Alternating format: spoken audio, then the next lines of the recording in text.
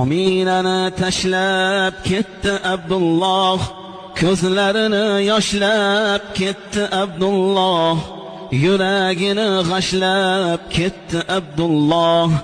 Ayrilmasin hech kim ham xonalardan. Ko'nglingizga alam sitam yig'ilganda, eslab qo'ying dardu g'amdan bo'g'ilganda. Rasululloh yetim bo'lgan tug'ilganda, izlang haqni qalbi vayronalardan.